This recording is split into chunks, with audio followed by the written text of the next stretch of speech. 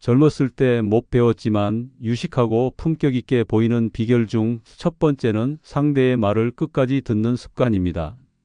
젊었을 때는 남의 말을 끝까지 듣는 일이 그렇게 중요하다고 느껴지지 않았습니다. 누가 뭘 말하든 그거 알아요 하고 중간에 끊거나 머릿속으로 이 사람 무슨 말하려고 하지? 계산기 두드리듯 분석하곤 했습니다. 하지만 나이 들어 삶의 깊이가 쌓일수록 진짜 지혜롭고 품격 있는 사람은 듣는 사람이라는 진실이 선명해집니다. 상대의 말을 끊지 않고 끝까지 듣는 것만으로도 그 사람은 유식하고 인격 있는 사람처럼 보이기 시작합니다. 말 잘하는 사람보다 말 잘 들어주는 사람이 오히려 더 품격 있어 보이는 이유입니다. 아무리 많이 알고 있어도 상대의 입을 막아가며 아는 걸 줄줄이 늘어놓는 순간 상대방은 이 사람 참 무식하게 유식하네라는 생각을 하게 됩니다. 듣는다는 것은 단순히 귀를 여는 것이 아니라 마음을 여는 행동이기 때문입니다. 이런 이야기가 있습니다. 한 모임에서 처음 온 어르신이 한마디도 하지 않고 조용히 다른 사람들 이야기를 들었습니다. 모두 그분을 정중하고 품격 있는 분이라 평했고 심지어 어떤 이는 저분은 무슨 철학자 같아 모든 걸 다 알고 있으니까 말이 없는 거야 라고까지 말했습니다. 알고 보니 그분은 단순히 치과 치료 후라 말을 못하고 있었던 것이었습니다. 하지만 듣는 태도 하나만으로도 사람들의 평가가 달라진 겁니다. 듣는다는 건 그만큼 강력한 인상을 줍니다. 더 충격적인 사실은 대화를 잘하는 사람들 사이에서는 듣기 기술이 말하기보다 훨씬 더 어려운 고급 스킬로 여겨진다는 점입니다. 특히 나이 들수록 자신의 경험이나 생각이 많아져서 듣기보다는 말하기에 치중하게 되는데 이것이 오히려 대화의 품격을 떨어뜨리는 함정이 됩니다. 반대로 상대의 말을 끝까지 듣는 어르신은 단번에 저분은 뭔가 다르다는 인상을 남깁니다. 가장 흔한 실수는 상대방이 말을 하는 중간에 나도 그런 적 있어 하고 이야기를 낚아채는 경우입니다. 이건 대화가 아니라 말싸움에 가깝습니다. 듣는 순간 나도 말해야 한다는 강박을 내려놓을 때 진짜 여유와 품격이 드러나기 시작합니다. 재미있는 건 상대의 이야기를 잘 들어줄수록 그 사람이 오히려 나를 더 지혜로운 사람이라 느낀다는 사실입니다. 말은 그 사람이 하고 있는데 지혜는 내가 얻는 셈입니다. 이 얼마나 속이 꽉 찬 기술입니까? 어느 날 경로당에서 있었던 일입니다. 새로 오신 김 할아버지가 다른 어르신들 얘기를 말 한마디 없이 계속 들었습니다. 어르신들은 감탄을 금치 못했습니다. 와, 저분은 진짜 세상 물정 다 아시나 봐. 한마디도 안 하시는데 기가 막히게 고개만 끄덕이셔. 그런데 30분 후 김 할아버지가 갑자기 입을 열며 말했습니다. 여기 화장실이 어딘가요? 모두가 박장대소하며 깨달았습니다. 그분은 대화에 집중한 게 아니라 화장실 참느라 조용했던 것이었습니다. 웃긴 상황이었지만 그날 김 할아버지는 경청의 고수라는 별명을 얻게 되었습니다. 듣기만 해도 유식해 보이는 시대, 듣는 것이 최고의 품격임을 다시금 느끼게 해주는 장면이었습니다. 두 번째 품격 있게 보이는 비결은 과거가 아닌 현재를 중심으로 말하는 습관입니다. 사람은 나이를 먹을수록 자연스럽게 과거 이야기를 꺼내게 됩니다. 그 시절의 추억은 분명 소중하고 때로는 교훈이 되기도 합니다. 그러나 문제는 그 과거 이야기가 지나치게 많아지고 대화의 중심이 옛날 이야기 반복으로 흐르기 시작할 때입니다. 충격적인 사실은 과거 중심의 대화를 반복하는 어르신일수록 젊은 세대뿐 아니라 또래 사이에서도 답답한 사람이라는 이미지를 얻게 된다는 점입니다. 과거의 영광에만 머무르면 현재의 삶은 그저 그림자처럼 흐려집니다. 내가 예전에 말이야라는 말이 입에 붙은 순간부터 그 사람은 현재보다 과거에 머무는 사람으로 보이게 됩니다. 사람들은 그런 대화에서 점점 흥미를 잃고 말은 귀로 듣는 것이 아니라 공기로 흘려보내기 시작합니다. 이는 단순히 대화의 흥미를 잃는 것이 아니라 지금이라는 삶에서 자신도 점점 멀어지게 되는 위험한 경고입니다. 유식하고 품격 있는 대화는 현재를 살아내는 사람에게서 나옵니다. 지금 보고 있는 책 이야기, 오늘 들은 뉴스 이야기, 요즘 하고 있는 취미나 건강관리법 같은 것이야말로 대화를 생기 있게 만들고 사람들과의 거리를 가깝게 만들어줍니다. 과거는 참고용이어야지 중심이 되어서는 안 됩니다. 지금을 이야기할 수 있어야 지적이고 생동감 있는 사람처럼 보입니다. 특히 젊은 사람들과의 대화에서는 현재 중심의 말이 더욱 중요합니다. 요즘 애들은 말 이하로 시작하는 말은 아무리 따뜻한 의도라 해도 잔소리처럼 들리기 마련입니다. 반면 요즘은 이런 게 유행이라던데 나는 이런 생각이 들더라처럼 현재 속에서 나의 관점을 나누면 대화는 훨씬 부드럽고 깊어집니다. 사람들은 과거가 아닌 지금 함께 살아가고 있는 사람과의 연결을 원합니다. 한 할아버지가 자리에 앉자마자 이렇게 말했습니다. 내가 말이야, 1968년에 장관이랑도 악수했어. 그러자 옆에 있던 할머니가 말했습니다. 그래서요, 오늘은 누구랑 악수하셨나요? 그 순간 모두 웃음이 터졌습니다.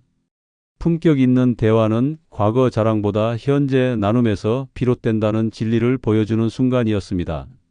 실제로 어느 문화센터에서 미술 프로그램을 수강하던 이 할머니는 처음엔 늘 과거 이야기만 하셨습니다. 내가 젊었을 땐 그림을 얼마나 잘 그렸는지라는 말이 빠지지 않았습니다.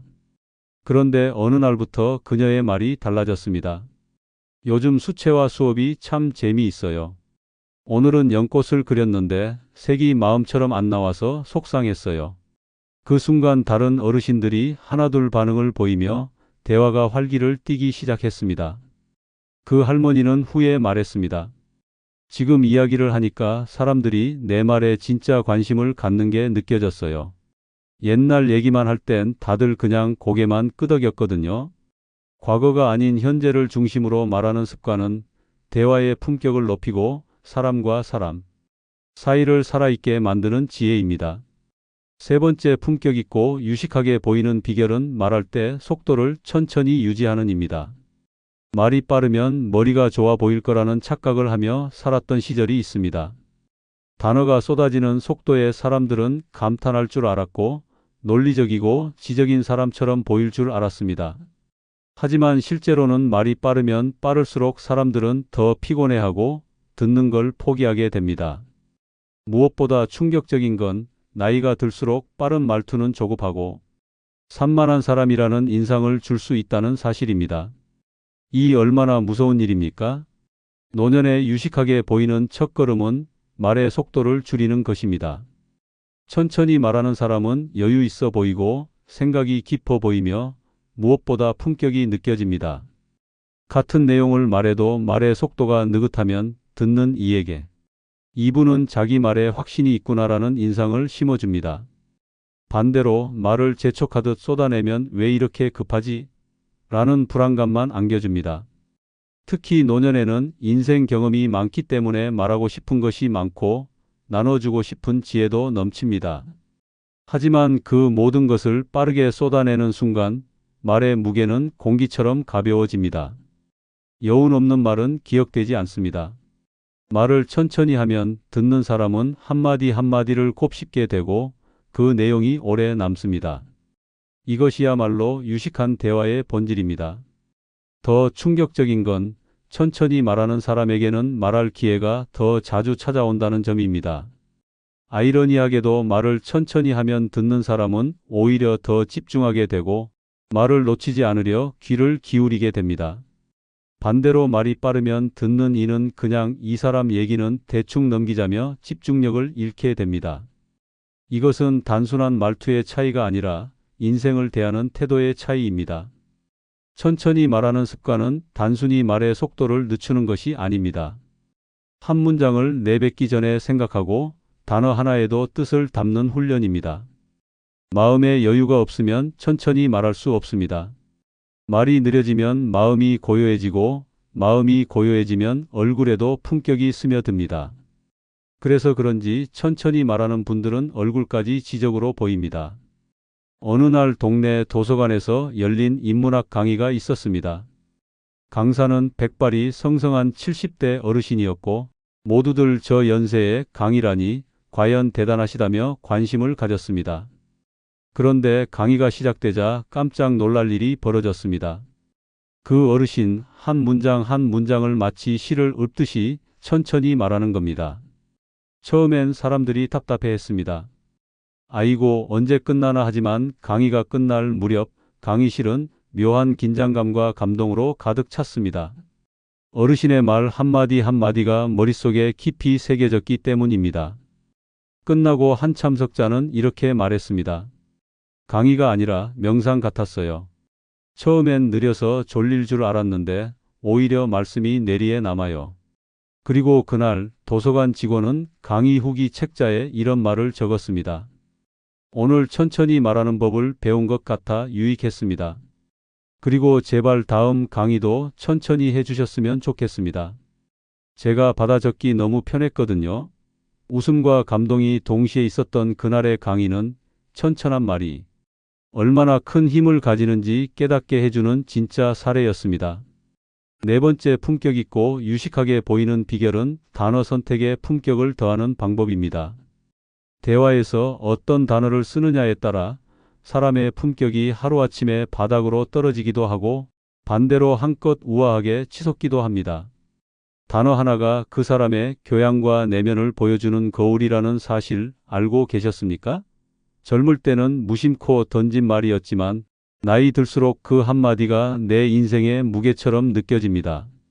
무심코 튀어나온 야, 그거 완전 짜증나라는 말이 그 일은 참 불편했겠네요로 바뀌는 순간 듣는 사람의 반응이 완전히 달라집니다. 전자는 짜증 많은 사람처럼 보이지만 후자는 공감 능력 있고 정서적으로 성숙한 사람처럼 보입니다. 말의 내용보다 더 중요한 건 어떻게 표현하느냐입니다.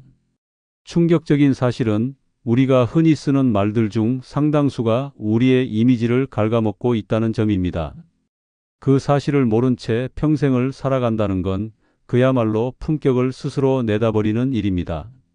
품격 있는 단어를 선택하는 첫걸음은 말을 예쁘게 하기가 아닙니다. 오히려 더 정확하고 더 단정하게 표현하는 데서 시작됩니다.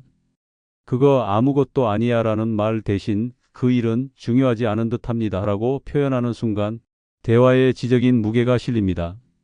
같은 내용인데 말이 달라지면 상대의 존중도 달라집니다. 그야말로 말 한마디에 천냥 빚을 갚는 것이 아니라 천년의 지혜를 담는 것입니다. 어떤 할아버지가 손자에게 이런 말을 했습니다. 요즘 너네는 맨날 그 뭐냐 핵노잼? 개쩐다?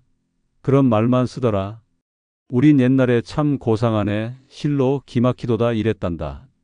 손자는 말했습니다. 할아버지, 그런 말 지금 쓰면 친구들이 저한테 절교 선언할걸요? 그 말을 들은 할아버지는 혼잣말로 이렇게 중얼거렸습니다. 요즘 애들은 감탄도 핵폭탄급으로 하는구나. 웃음이 터졌지만 동시에 생각이 들었습니다. 어른이 되었다면 어른의 언어를 써야 한다는 겁니다. 어휘는 곧 정체성입니다. 실제로 어느 복지관에서 어르신 글쓰기 수업이 열렸습니다. 한 어르신은 자신이 쓴 글을 발표하며 이런 문장을 읽었습니다. 그때의 심정은 참담함 그 자체였습니다. 그러나 내면의 평정을 유지하려 애썼습니다. 발표가 끝나자 모두가 박수를 쳤습니다. 단어 하나하나가 정갈했고 감정을 절제한 표현 속에서 오히려 더 깊은 울림이 느껴졌기 때문입니다. 그날 한 어르신이 물었습니다. 이런 단어들 어디서 배우셨어요? 그 발표한 어르신은 웃으며 말했습니다. 신문 사설을 매일 읽다 보면 입에도 고급 단어가 붙더라고요. 그 대답에 모두가 고개를 끄덕였습니다. 누군가는 앞으론 신문부터 다시 읽어야겠어요. 드라마 대사만 따라하다간 나도 홀로 인생 마무리할 뻔했네라며 폭소를 자아냈습니다. 말의 품격은 하루아침에 만들어지는 게 아닙니다. 하지만 단어 하나만 바꿔도 오늘 하루가 달라 보일 수 있습니다. 그리고 그것은 당신이 가장 쉽게 그러나 가장 깊이 있게 품격을 높일 수 있는 길입니다. 다섯 번째 품격 있게 보이는 비결은 목소리의 크기를 조절해 분위기 맞추기입니다. 목소리는 단순한 소리가 아닙니다. 그 사람의 인격, 교양, 감정, 심지어 인생의 무게까지 고스란히 담기는 표현입니다. 그런데 목소리의 크기를 조절하지 못하면 아무리 좋은 말을 해도 그 품격이 바닥으로 곤두박질 칩니다. 충격적인 사실은 노년기에 목소리가 커지면 사람들은 그를 자기 주장 강한 사람이 아니라 눈치 없는 사람으로 여긴다는 점입니다. 말은 맞지만 목소리가 상황을 못 따라가면 듣는 사람은 대화에서 마음을 닫아버립니다. 특히 나이가 들수록 귀는 어두워지지만 목소리는 더 커지는 경향이 있습니다. 이는 청력의 자연스러운 변화이지만 그 변화를 의식하지 못하면 조용한 자리에서도 야, 그래서 내가 말이야 라는 고성 폭발이 일어나게 됩니다. 이것은 대화가 아니라 언어 폭력에 가깝습니다. 특히 식당, 대중교통, 병원, 경로당 같은 공공장소에서 목소리 조절 없이 떠드는 모습은 보는 이들마저 얼굴이 붉어질 정도로 당혹스럽게 만듭니다. 목소리의 크기를 조절한다는 건 단순히 소리를 줄이고 키우는 문제가 아닙니다. 상황과 상대에 따라 적절한 톤을 유지한다는 뜻입니다. 장례식장에서도 똑같은 톤, 회의 중에도 똑같은 톤, 커피숍에서도 고래고래 외치듯 말하는 모습은 무감각한 사람으로 보일 뿐입니다. 한마디로 분위기 파악을 못하는 사람이라는 충격적인 평가를 받을 수 있습니다. 아무리 똑똑한 말을 해도 목소리가 크면 그것은 잔소리로 들릴 수 있습니다. 실제로 사람들은 목소리의 크기를 통해 그 사람의 감정 상태를 판단합니다. 조용히 말하는 사람은 신중해 보이고 배려심 있어 보입니다. 반대로 큰 소리로 말하는 사람은 흥분했거나 공격적이라는 인상을 줍니다. 말의 내용보다 목소리의 크기가 먼저 분위기를 좌우하는 셈입니다. 조용한 어조로 그건 제 생각과 조금 다르네요 라고 말하는 것과 큰 소리로 그건 아니잖아 라고 외치는 것, 그 차이는 말의 품격을 가르는 결정적인 요소입니다. 어느 마을 경로당에서 있었던 실제 이야기입니다. 평소 인자하고 유쾌하기로 유명한 박 할머니는 주변 사람들과 대화하는 걸 참 좋아했습니다. 그런데 문제는 목소리였습니다. 평소에도 대화할 때마다 그야말로 확성기 수준의 볼륨으로 말하셨습니다. 동네 마트에서도 이 고등어 얼마요? 라고 외치시고 버스 안에서도 운전사 양반 좀 천천히 갑시다 하시는 바람에 사람들 시선이 한꺼번에 쏠리는 일이 잦았습니다. 경로당에서도 상황은 비슷했습니다. 다른 어르신들이 조용히 윷놀이를 하거나 책을 읽고 있을 때 박 할머니의 한마디가 경로당 전체를 울렸습니다. 얘기 좀 해봐요. 요즘 우리 손녀가 얼마나 예쁜지 알아요? 할머니의 정겨운 목소리는 좋았지만 그 크기 때문에 때로는 다른 어르신들의 대화까지 묻히기 일쑤였습니다. 어느 날 경로당에 새로 온 김 할머니가 조용히 말했습니다. 박 할머니 말씀 재밌는데 목소리 좀만 낮추시면 더 듣기 좋겠어요. 그 말에 박 할머니는 잠시 멈칫하더니 깔깔 웃으며 대답했습니다. 어머, 나 또 오디오 꽉 채웠지? 내가 방송국 체질인가 봐. 그날 이후 박 할머니는 노력하기 시작했습니다. 말할 때 일부러 한 박자 쉬고 목소리를 낮춰 말해보려 애썼습니다. 처음에는 잘 안 되었지만 주변에서 오늘은 아주 부드럽게 말씀하시네요 라고 칭찬하자 점점 더 자신감을 가지게 되었습니다. 그리고 놀라운 변화가 생겼습니다. 할머니의 이야기를 더 많은 어르신들이 귀 기울여 듣기 시작한 것입니다. 예전엔 시끄러워서 그냥 넘기던 이야기들이 이제는 그 다음은요? 하고 묻는 대화로 이어졌습니다. 목소리를 조금 낮추었을 뿐인데 대화가 더욱 따뜻해졌고 할머니의 품격은 한층 더 빛났습니다. 박 할머니는 이제 주변에서 조용한 매력의 고수라는 별명을 얻었습니다. 목소리 크기를 조절하는 것, 그건 단순한 기술이 아니라 진짜 배려이고 품격이라는 걸 온몸으로 보여준 사례였습니다. 여섯 번째, 품격 있게 보이는 비결은 혼잣말을 삼가고 명확하게 말하는 훈련입니다. 대화 중 혼잣말처럼 웅얼거리는 습관은 자신도 모르게 상대의 관심과 신뢰를 갉아먹는 치명적인 독소입니다. 특히 노년에 들어 말의 힘이 더 중요해지는 시점에서 말을 또렷하게 하지 않고 혼잣말처럼 흐릿하게 내뱉는 습관은 품격 있는 인상을 순식간에 망가뜨릴 수 있습니다. 충격적인 사실은 많은 어르신들이 자신이 혼잣말을 하고 있다는 것조차 인지하지 못한다는 점입니다. 본인은 말했는데 못 들은 거지라고 생각하지만 실은 혼잣말처럼 들려 대화로 인식되지 않는 경우가 대다수입니다. 명확하게 말하는 사람은 신뢰를 줍니다. 글쎄 그게 뭐였더라라는 말보다 그 일은 어제 오후에 있었습니다라고 정확히 말하는 사람이 훨씬 더 지적으로 보입니다. 그런데 문제는 혼잣말이 단순한 버릇으로 끝나지 않는다는 점입니다. 혼잣말이 반복되면 산만한 사람, 무슨 말인지 모르는 사람이라는 낙인이 찍힐 수 있습니다. 특히 요즘 세대는 딱 부러지게 말하는 사람에게 신뢰를 보내기 때문에 혼잣말 습관은 세대 간의 소통에서도 큰 벽이 됩니다. 말이 흐릿하면 생각도 흐릿해 보입니다. 심지어 말을 명확히 하지 않으면 중요한 이야기도 가볍게 들릴 수 있고 의견 전달의 핵심이 사라집니다. 반대로 말의 내용을 또렷하게 정리해서 전달하는 사람은 그 자체로 유식한 사람이라는 인상을 줍니다. 이는 많은 지식을 말해서가 아니라 말의 구조가 정리되어 있기 때문입니다. 요약하자면 잘 듣게 만드는 말이 아니라 잘 들리는 말을 해야 합니다. 어느 할아버지가 버스에서 이렇게 중얼거렸습니다. 오늘도 날이 참 어제는 그랬고 그게 뭐였더라. 옆에 앉은 아주머니가 웃으며 말했습니다. 어르신 혹시 저랑 얘기 중이세요? 아니면 라디오랑 대화 중이세요?